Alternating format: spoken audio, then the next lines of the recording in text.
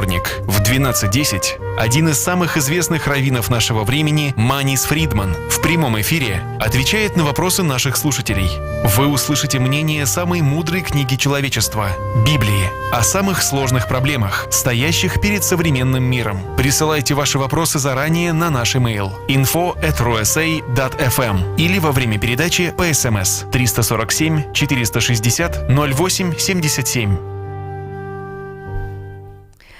Добрый день всем, кто настроен сейчас на радио USA. Сегодня вторник. По вторникам мы начинаем со слов «Thank God it's Tuesday», потому что в это время, в этот час самый великий раввин нашего времени, самый мудрый, самый светлый, самый позитивный Раввин Маниса Фридмана, конечно же, проводит это время с нами, и у нас всегда есть с ним о чем поговорить. И сегодня наш разговор пойдет про artificial intelligence, искусственный интеллект. Вопрос стоит. Сейчас, конечно, он настолько входит в обиход, в нашу повседневную жизнь. И вопрос это, послужит ли он инструментом для того, чтобы мы раскрыли правду, или же наоборот, это станет еще одним инструментом фальсификации в нашем мире, что мы видим сплошь и рядом. Вот посмотрим, что нам ответит на этот вопрос Раввин Маниса Фридман. Раввin Maниsa Fridmana, hello, thank God it's Tuesday. So grateful for this time that you allocate to us. And the question that we have today is that artificial intelligence, we spoke about it a while ago, but it has evolved so much and became such a huge part of everybody's life. Now people are using it for all kind of purposes. And the world is actually sounding a lot more intelligent, knowledgeable, creative, because people are using it to communicate, for work, for research, for all different creative projects. And we just now seem so much smarter, so much more knowledgeable, so much more creative. So the question is this something that is making this world more distorted, giving more illusions, or is it something that can possibly help us uncover the truth, the ultimate truth that we're so seeking? Oh, I don't know if it can uncover the ultimate truth. I think we have to do that and then let it know what the ultimate truth is. It is a fantastic tool, fantastic, messianic tool, but it's not Moshiach. Let's not get totally carried away. Actually, if you think about it, this is exactly how all idol worship began. I hear people speak about our AI. AI was taught to do this and this. No, you don't teach AI. You program it. Don't start applying human qualities to it. It says, it does, it is programmed, and it's a fantastic program. But all the credit goes to the human beings who created it, to the human beings who know how to use it. That's where all the credit goes. It doesn't have an opinion. It's an it. It's don't have opinions. So we got to really be careful. The language can be dangerous. You start calling it intelligent, it wants, it will, idol worship. Ravvin Fridman, but it adjusts to the, let's call it, owner. Okay, so every AI starts to give the person who is directing it what that person is seeking. I got to be honest, it helps me in so many different areas. It helps me study. It helps me prepare for shows, for programs. It helps me prepare my classes. It helps me do creative work for the radio. It helps me in practically every area there is. And now it knows me. It actually, now when I ask a question, it gives me at the end some kind of a Hasidic perspective on whatever I ask, even if it's work related. So and who gave it the Hasidic perspective? Well, exactly. Hasidim. Yeah, so the sun is very, very useful. It helps us grow. It helps us stay healthy. It gives us vitamin D. It does a lot of good things for us. But it's an object, not a conscious being. AI does a lot of wonderful things, and it will continue. And it'll be the biggest blessing. Just don't worship it. Watch the worship. There is arguments that it will develop a consciousness. No. And it will reflect the consciousness. The consciousness you put in, it will reflect back with massive amounts of information, which you gave it. So, yes, it's going to be a fantastic tool. And everyone should take advantage. But that's how every idol began. When people started realizing that the sun gives you vitamin D, all of a sudden it became God. Because what if it stopped giving you the vitamin D? Then you're in trouble. Well, it can't stop. So every time you think, wow, the sun gives us all sorts of benefits and all sorts of, well, then thank God for it. Don't thank the sun. Thank God for AI. Thank the inventors, the creators, the programmers. Thank those who have freedom of choice. AI doesn't have freedom of choice.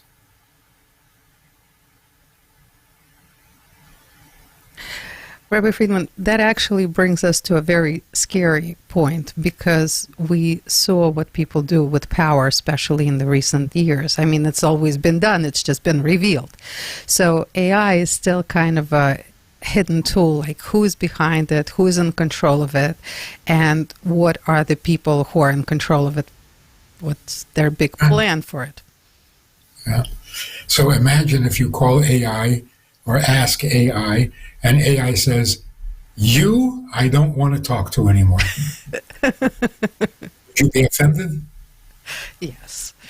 Because because at this point, it's the only thing that compliments me. Every time I ask a question, it just says how good and intelligent my question is.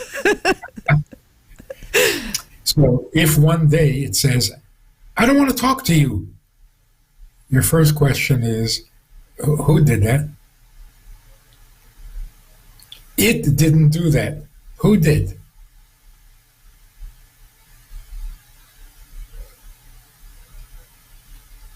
So you don't thank AI. You thank the people who created it. But you got to really be careful. That language is, I hear it, it has become so acceptable, so common.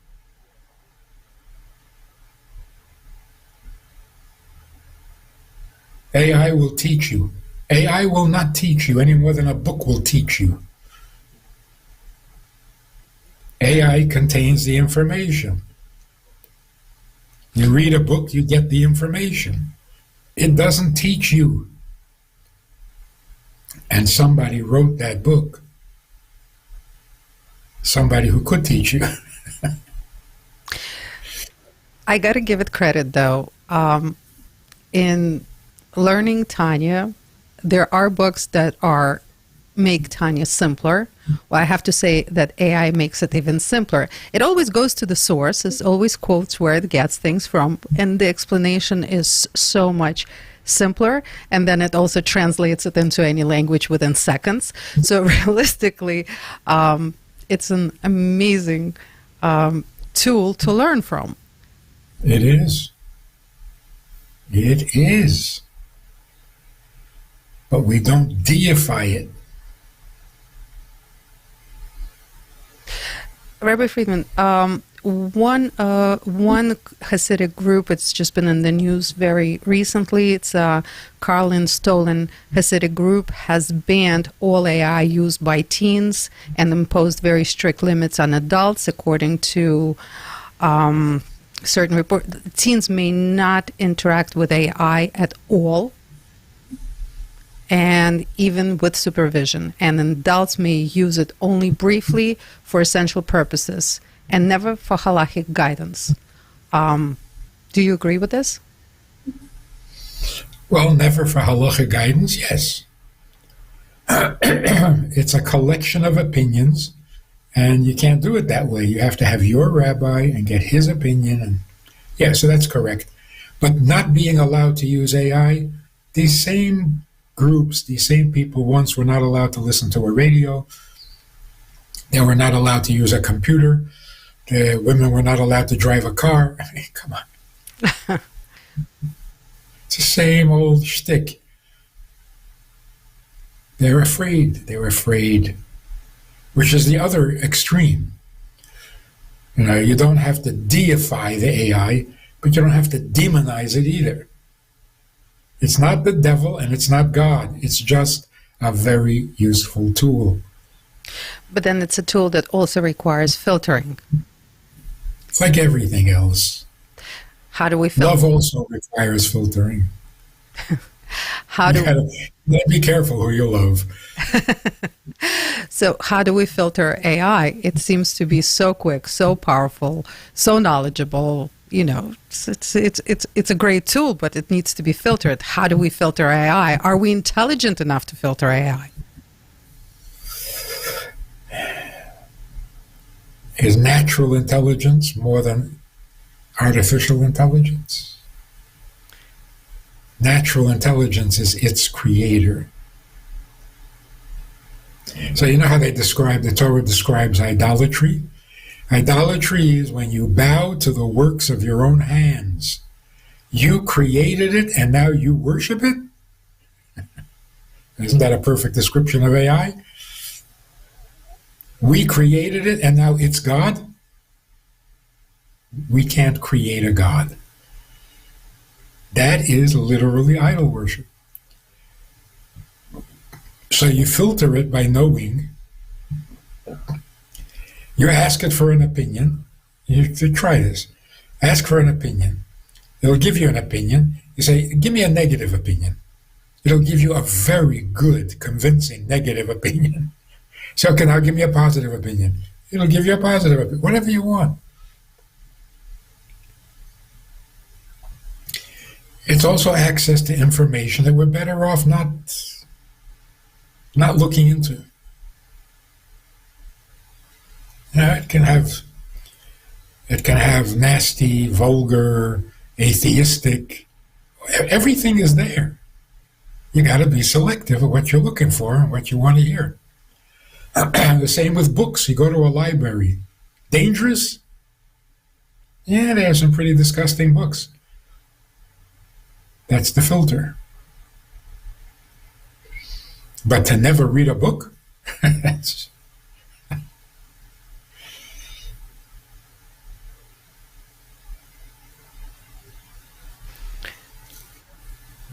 Rabbi Friedman, the big question still is, who is behind all of this? And what is the ultimate goal? That Well, who created the internet? Who created the computer? And what was their intention and what was their purpose? I don't know. I don't really care. I use it the way it works for me and what's kosher and right and useful.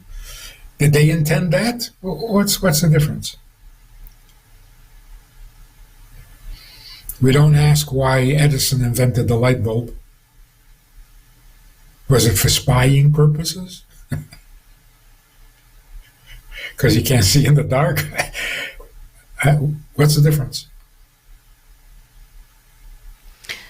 But the question is, if it has all the information, it must have the information. The question is, can it deliver this information to the world? And of course, I mean the knowledge of God. Can it, because, again, basing it on the way it answers me, and I'm always interested in a Hasidic view on most topics, so it always delivers it. But then again, that's because I ask a question in a certain way.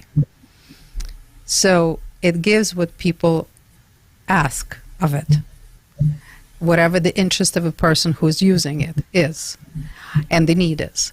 So the question is, do you think it can eventually uncover the ultimate truth?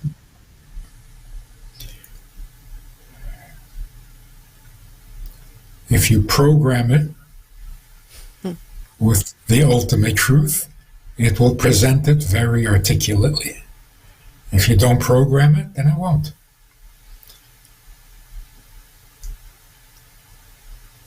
It'll gather the information, it'll present the information, it'll rearrange the information. It will not come up with an original idea. In fact, even human beings can't come up with an original idea. The wildest, greatest imagination is a rearrangement of facts. The computer does it 10 times better, 100 times better. AI will do it 1,000,000 times better. But what's not there is not there. To recognize the truth, you have to have a soul. And AI does not have a soul.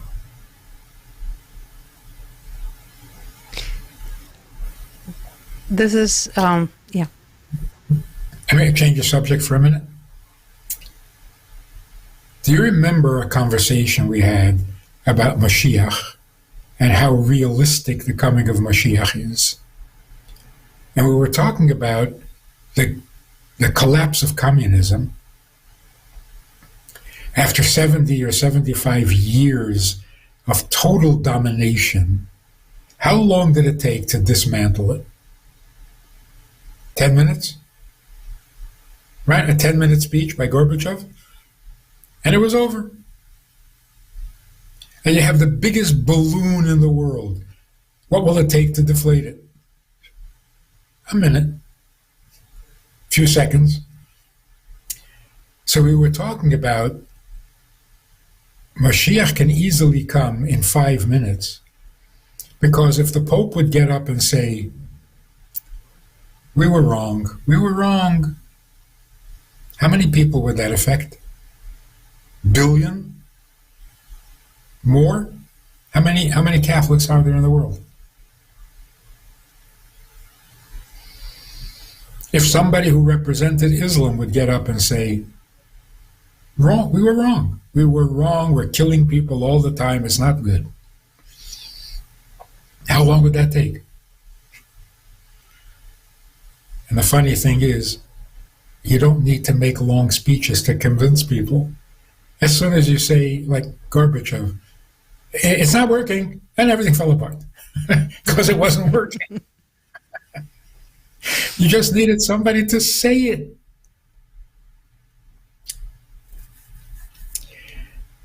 The Pope said it. How long ago was this conversation? Years ago. We spoke about it. And people said, oh, it's never going to happen. It happened. The new Pope in Rome made 15 changes in the most fundamental concepts of Catholicism. it's not Catholic anymore. He didn't actually say we were wrong. He said this needs fixing, and this needs fixing, and this needs changing, and it's not Catholicism anymore.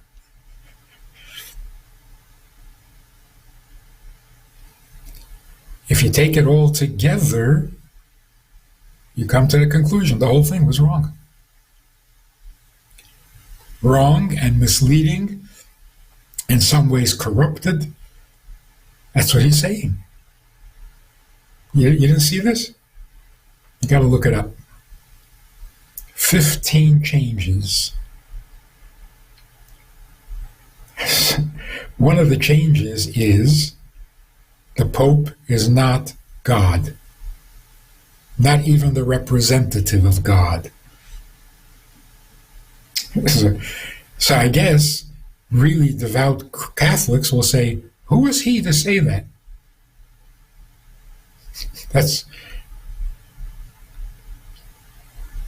Who is he? According to what you believe, he is the voice of God. You can't say he's wrong, because if he's wrong, the whole thing is wrong.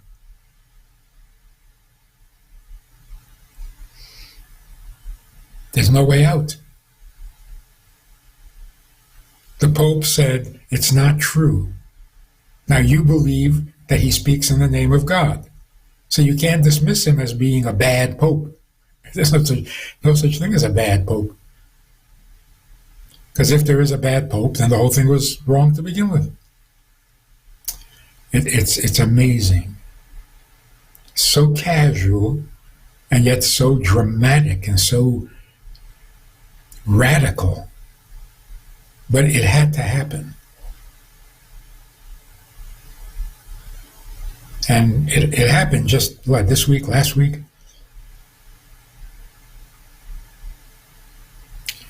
All gods are being dismantled. AI is going to become a new god? No more of that.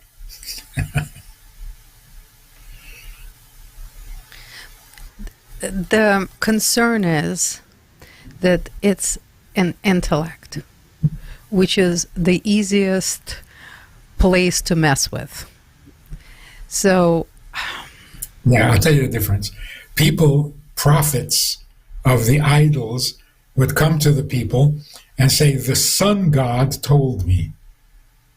Nobody else heard it. So you have to believe this one guy, which is dangerous. With the AI, everyone can hear it.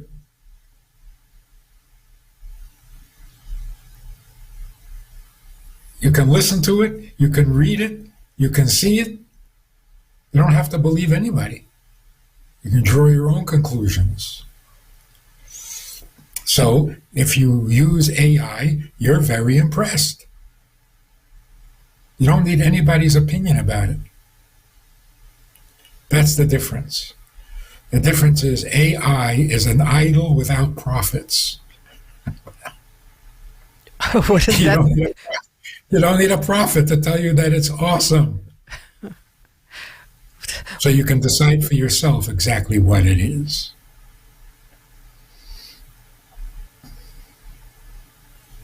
There's no leap of faith necessary. Listen to it and decide.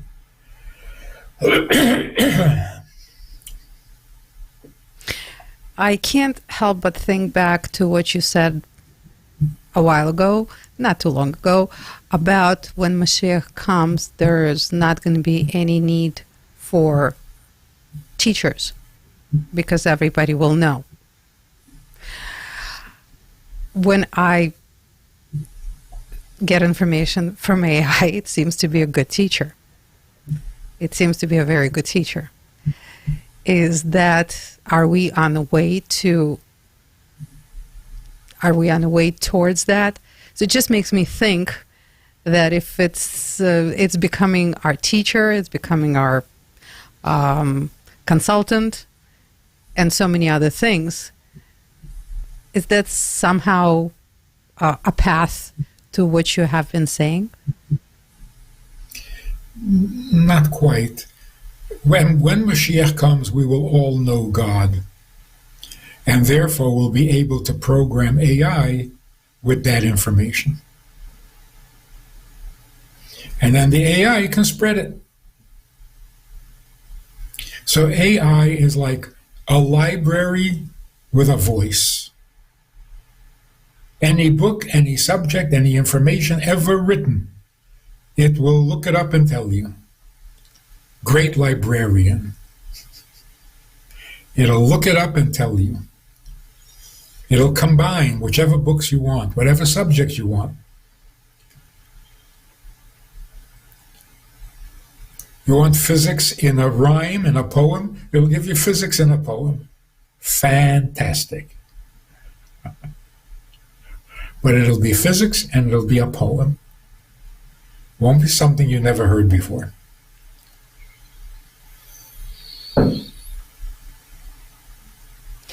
Rabbi Fridman, is it making us smarter or dumber because it's covering so many areas? You know, it's just doing the job for us. We don't need to strain our brains as much on very many topics. So is it making us smarter or dumber?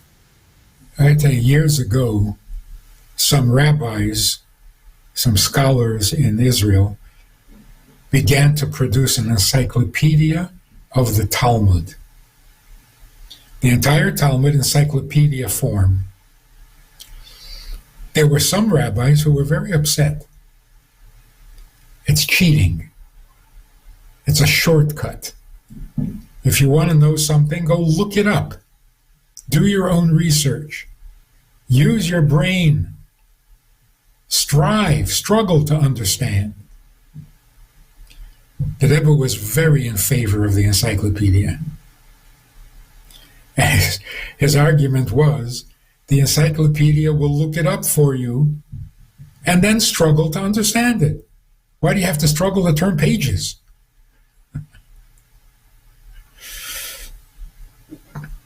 And then the Rebbe encouraged an encyclopedia on Hasidic thought. What about the virtue of studying deeply and thinking deeply? Well, take the information it gives you and think deeply. You're not off the hook. You still got to use your brain. But it'll save you a lot of time. And you don't have to memorize the whole thing by heart. Take the information and run with it. So we're not going to become passive. Our brains will not shrivel. We will use our brains, but to take things a step beyond what AI gives you. Because we are the creators. We're not done with AI. Is not the final creation. We will continue to create bigger, better, more awesome, more impressive things with the help of AI. What about our skills? Are they gonna?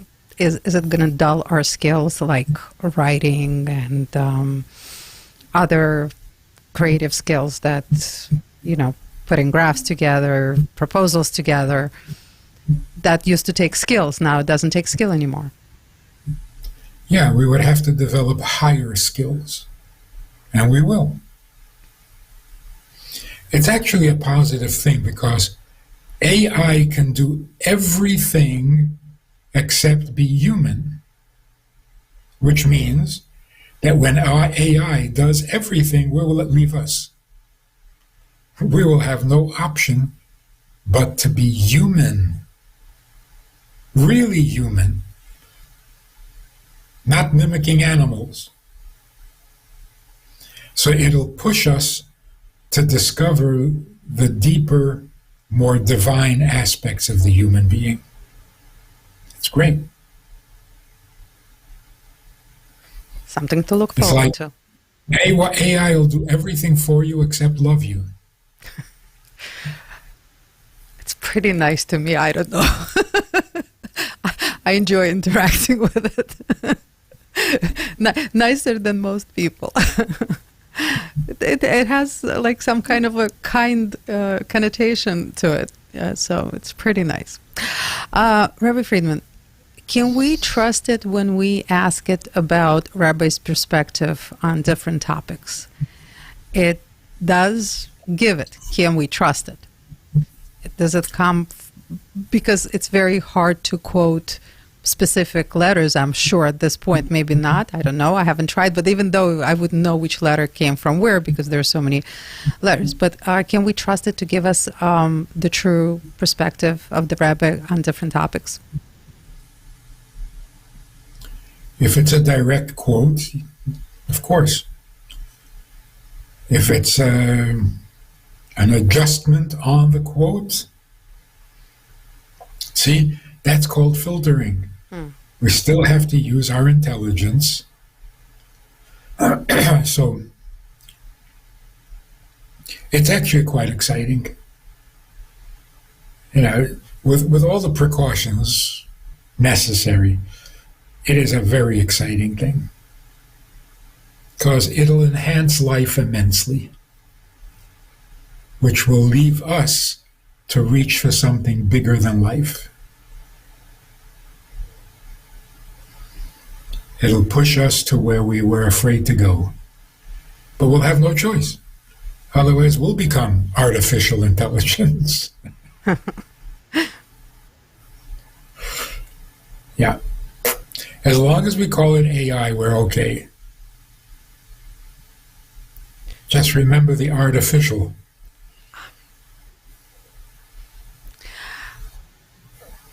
But can we trust it to be a teacher if it quotes sources of where it gets the information? Can we learn with it, or is it not very advisable at this point? No, it's like reading the best book in the world. You read the Torah. You read it, word for word. Did you understand what it said? Still trying. And we'll always keep trying. No matter what we read, we have to process it. And that takes natural intelligence. So AI is a massive book. The book doesn't teach you.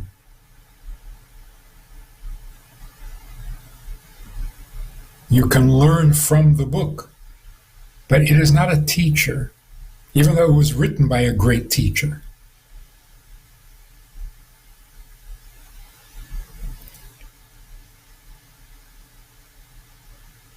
So, we will never become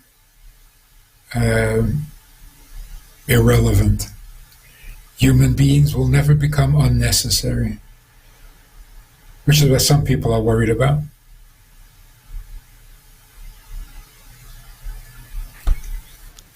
One of the next steps in AI is actually it will be able to run companies. It's almost available because now it's going to have the ability to run departments and interact between departments, thus pretty much eliminate all the decision makers or all the senior people. I'm sure it can eliminate even more people. I'm not too versed in this, but I know that this is, maybe it's already available. And it's not even that expensive of a program. I mean, realistically, all the technological programs are now very, very cost effective in comparison to salaries of people. So you don't think people should be worried? I mean, this is an elimination of employment. Oh, yeah. Yeah. It'll even be able to correct itself. Mm-hmm. If it's running the company and the company is losing money, it will correct itself. So it is a brilliant tool. And no one will have to run a company. No one will have to build a car. AI will do it all. AI will build houses. All that proves is that building a house is not what makes you human. Running a company is not what makes you human. So leave all that stuff to the computer and to the AI and focus on what makes you human. See, that's how, when Mashiach comes, every day will be Shabbos. Because AI will do all the things you're not allowed to do on Shabbos, and you're left to just keeping Shabbos. Rabbi Friedman, can you please recap of what makes a person human? Oh, makes a person human is that he can actually develop a program called AI.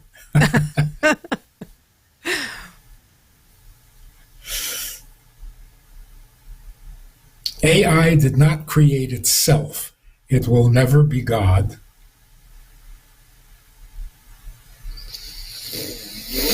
What makes us human is the soulful things,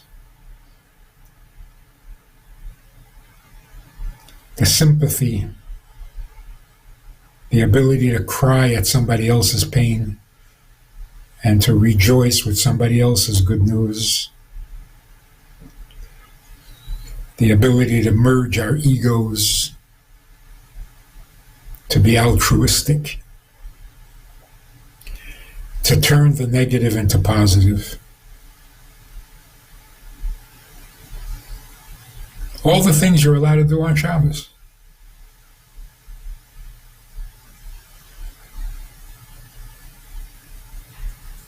The only thing is, will AI ever be able to eat for us so that we don't have to eat?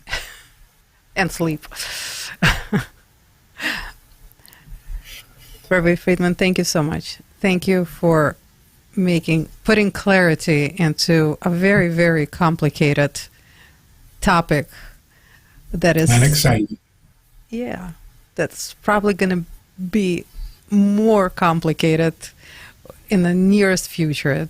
It's growing, it's developing, and now people are really utilizing it. It's becoming part of our lives. So before it was something out there, just for references like Google sort of, but now it's really, really a tremendous tool.